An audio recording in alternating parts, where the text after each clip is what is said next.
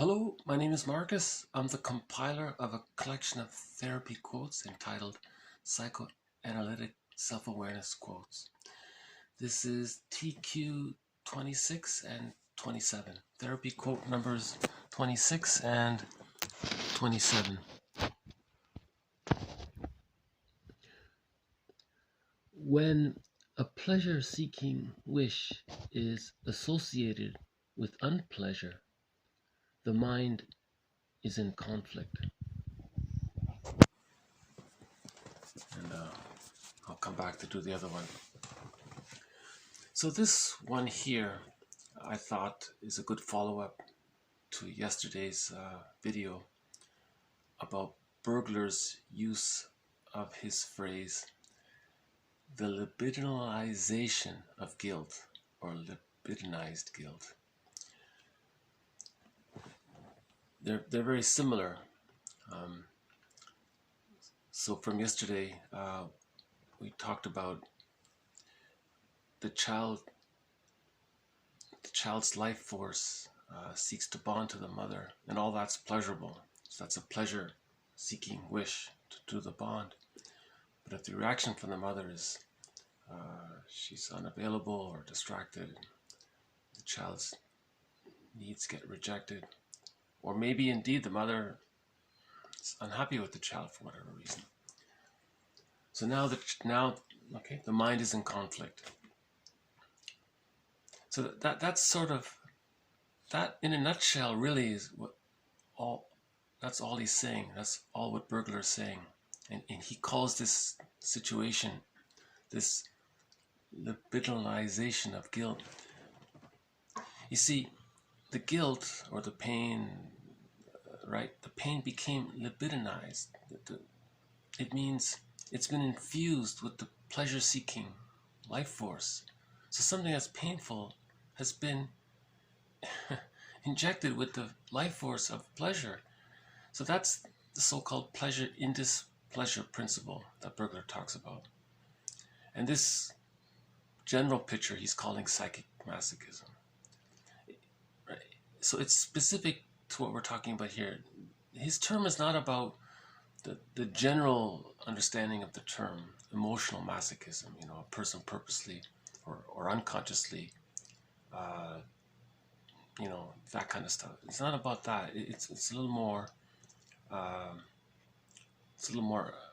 like philosophical, abstract. It's more of a theoretical concept that we're dealing with.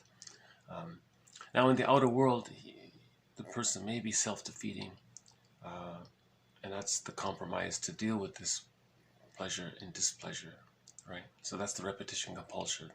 This is the trauma, that there's pleasure mixed in with displeasure, and the repetition compulsion will be in the outer world. There'll be self-defeating actions, what Bergler calls pseudo-aggression, and it's mixed with pleasure and displeasure. And his metaphor was the courtroom, where the unconscious ego made a deal with the superego that this is how things would work out.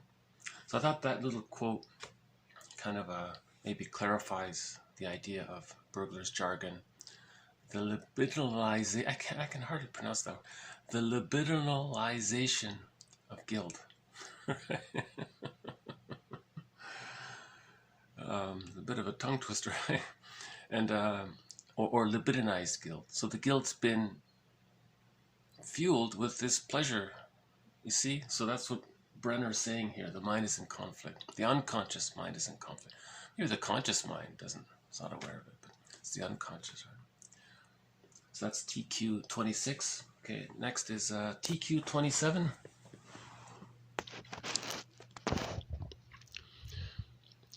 The curative power of psychoanalysis lies in the goal of helping a person to refine his mind, creating a, quote, psychoanalytic mind, a process through which we help others understand that they have a mind, that this mind leads them to think and do in a certain particular way, and that they can understand it by seeing what comes to mind, reflecting on it.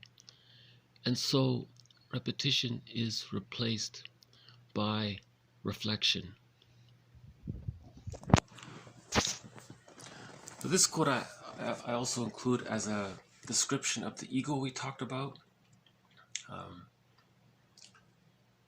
So in therapy, the goal, the therapist's task is to help endorse, encourage, build the person's ego. So he's calling this helping the person refine his mind. What he means is to support the person's consciousness, to support him in thinking, to allow him, to give him permission to think critically. Because remember, a lot of people have a very strong unconscious loyalty to the bad object, right? The unconscious image of a negative experience. We call it the bad object. It's not specifically about the bad mother. Some people call it the internal mother or the mother in the mind or something, but what they mean is that yesterday I tried to cover that with to talk about the org, the image. Right. So, for example, there was this one little thing someone mentioned where the mother got very jealous that the kid was trying to do his homework, and the mother like kicked the book off the table and said, "You don't need to do that stuff. You have me." Like, whoa. So apparently she was very terrified of the boy having a mind, and then he would think for himself and thereby separate from the mother, and the mother would be triggered and feel her abandonment. So she would feel abandoned. So the mother was parentifying the child, using the child as a mother for her, and if the child became independent, then she felt like the abandoned child. So that was a dramatic example. That's sort of an extreme, rare example. I can't imagine any mother feeling jealous that the boy is reading or his daughter is reading. I would think most parents would be proud and happy to see that, right? So that's what he means, to refine his mind, to reclaim that faculty, that critical faculty. So again, this is building the ego. And his phrase for ego is very clever. He calls it the psychoanalytic mind. He just means this ego that we've been talking about in this video and in previous videos. By the way, there's a lot of overlap with all these videos.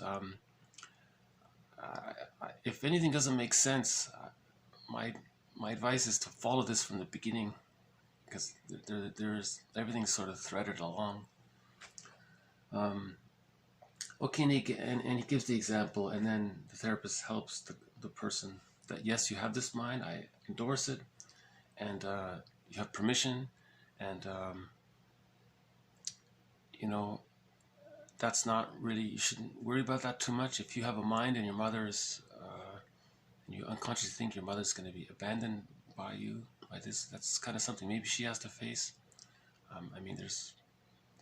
Depends, I guess, to what degree, but generally, he's saying, yes, the therapist is the mentor. He's helping to liberate the person from the unconscious psychic umbilical cord to the mother. His job is to help separate that, because it didn't get separated, because the mother wouldn't allow it, because she formed a psychic umbilical cord to the son, right, and used the child as the source, right,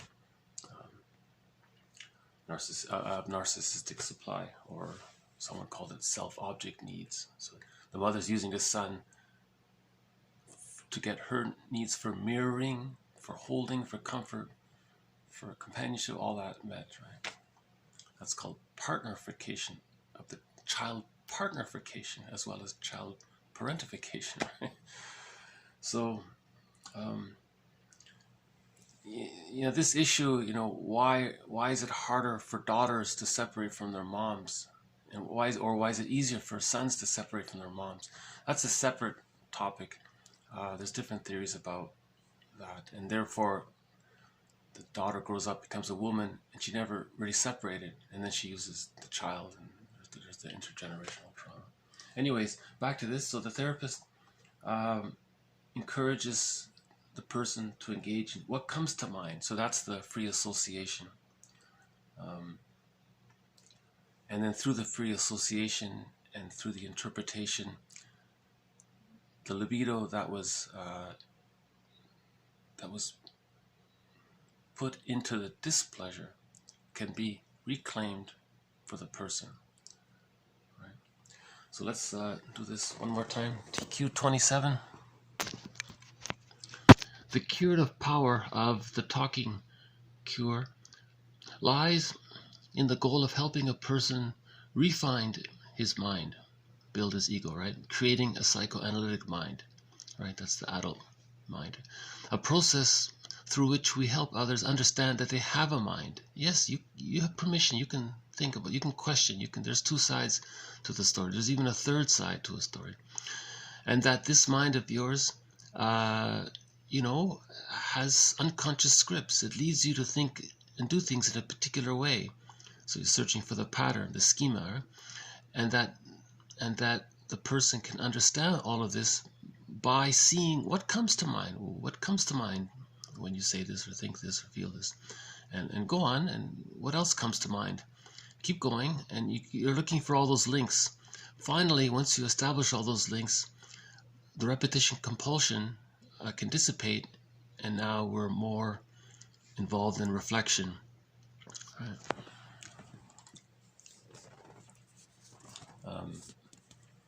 So maybe I'll close on this line from the TV show Longmire.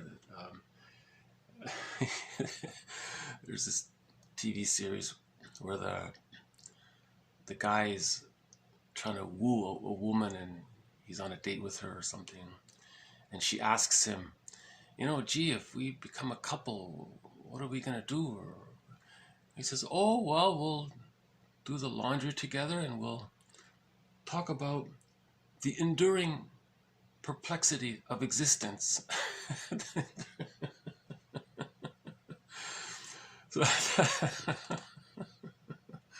So he was very clever, right? He said, we'll do the laundry. So that's the practical matters, the earthy matters, right?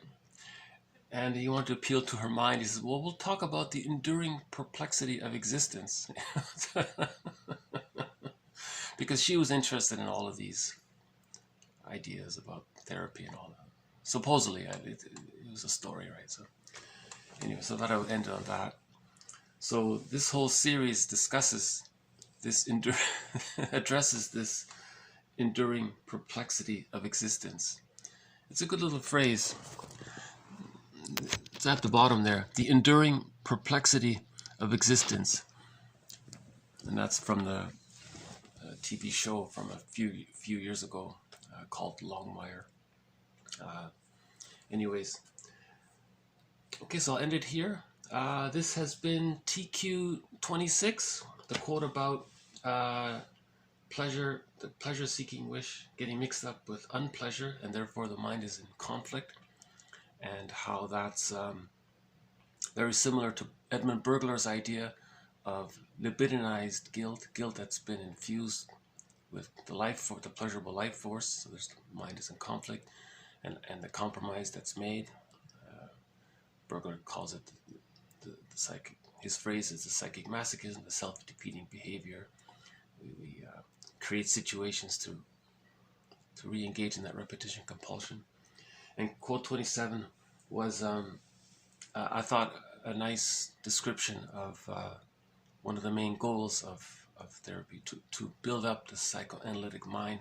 That's his phrase. Just in generally, to build up the conscious ego, to see more, to perceive more, and therefore to understand more, and that leading to self-understanding, self-empathy, compassion, and then that extends outwards. Once we have that for ourselves, then we can understand others better, and there's the empathy as well, right? All right, so thank you very much. See you next time.